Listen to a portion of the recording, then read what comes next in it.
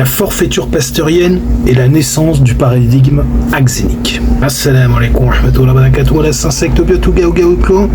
Vous êtes avec le doc et on se retrouve pour le premier chapitre du mémoire, le symbiote, inoculum originel et stratégie symbiotique. Introduction. De la peur du vivant à la guerre aux microbes. Au tournant du 19e siècle, l'Occident entame une révolution sanitaire et scientifique. En quelques décennies, une nouvelle conception de la maladie et de la santé s'impose. La théorie germinale des maladies infectieuses, portée par Louis Pasteur et Robert Koch. Dans ce cadre, le micro-organisme est décrit comme un agent pathogène étranger, envahisseur et destructeur. En parallèle, on érige l'idéal d'un organisme pur, aseptisé, qui n'aurait besoin d'aucune présence microbienne. Cette vision simpliste et séduisante donne naissance à la médecine hygiéniste et industrielle que nous connaissons aujourd'hui. Mais elle repose sur des fondations scientifiques contestables et des motivations idéologiques et économiques qui ont peu à voir avec la science objective. La théorie de l'organisme aseptique, origine et diffusion. Louis Pasteur, chimiste de formation, entre dans l'histoire en étudiant la fermentation et la putréfaction. Ses expériences sur les générations spontanées démontrent que des micro-organismes invisibles existent et que leur élimination par chauffage ou filtration prévient la fermentation. Il en conclut que les microbes sont responsables des altérations biologiques. De cette observation juste, il tire une conclusion erronée. L'homme est sain parce qu'il est stérile. Il postule que la maladie est toujours causée par une contamination externe et qu'en éliminant la contamination par des vaccins, antiseptiques, antibiotiques, on peut restaurer la santé. Cette conception ignore totalement ce qu'on sait aujourd'hui, que la vie humaine elle-même repose sur un microbiote foisonnant, que la stérilité est incompatible avec la santé et que l'état du terrain détermine la virulence d'un microbe. La controverse Béchamp-Pasteur, le terrain contre le germe. Dès son époque, Pasteur rencontre une vive opposition intellectuelle, en particulier celle du professeur Antoine Béchamp. Béchamp met en avant la notion de microzyma et il affirme que les micro-organismes vivent en nous et se transforment selon l'état de notre terrain biologique. Dans sa vision, le microbe n'est pas cause première de la maladie. Il n'apparaît que comme pathogène, que si le terrain est affaibli, intoxiqué ou déséquilibré. Il écrit « Le microbe n'est rien, le terrain est tout ». Cette intuition a été confirmée par des décennies de recherche sur le microbiote humain, la symbiose bactérienne et les maladies dysbiotiques. Pourtant, Béchamp est marginalisé, ses travaux occultés et son héritage effacé des manuels de médecine.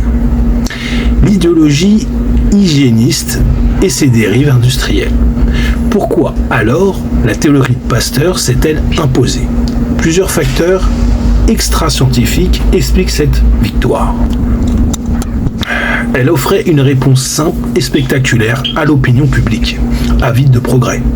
Elle convenait parfaitement à l'industrie pharmaceutique naissante, en permettant la création d'un marché immense pour des vaccins, antiseptiques et antibiotiques. Elle légitimait l'expansion coloniale en présentant les pays tropicaux comme des réserves de germes dangereux qu'il fallait combattre. La vision axénique se répand dans les hôpitaux, les foyers et les esprits au prix d'un appauvrissement dramatique de la biodiversité microbienne humaine. Le complot axénique, histoire, acteur, enjeu.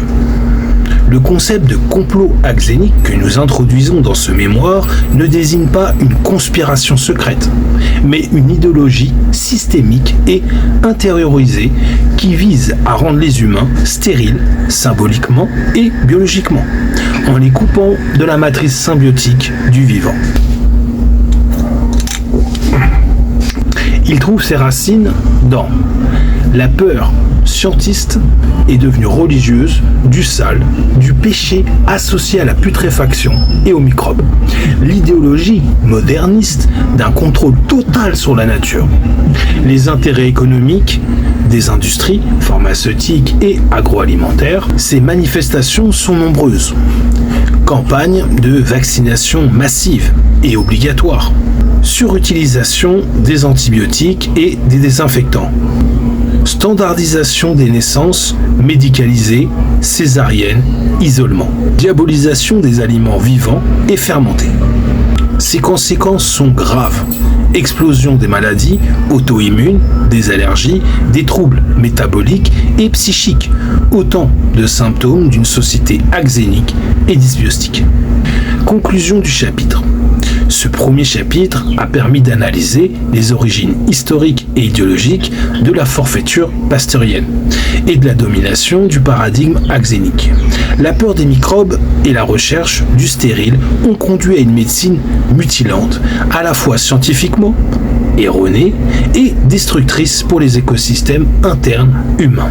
Face à ce constat, il devient urgent d'envisager une alternative positive et constructive. Non pas le retour au terrain passif de Béchamp, mais à une stratégie symbiotique, active et éclairée, incarnée par le symbiote. Dans le chapitre suivant, nous explorons les fondements biologiques de cette symbiose humaine et démontrons pourquoi elle est la clé d'une santé véritable et durable. Citation utile.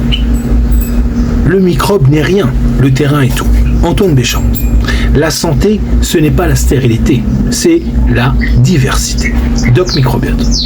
L'homme est un holobionte qui s'ignore. Lynn Margulis. Rituel symbiotique, mes jeunes microbiotes. Inoculation.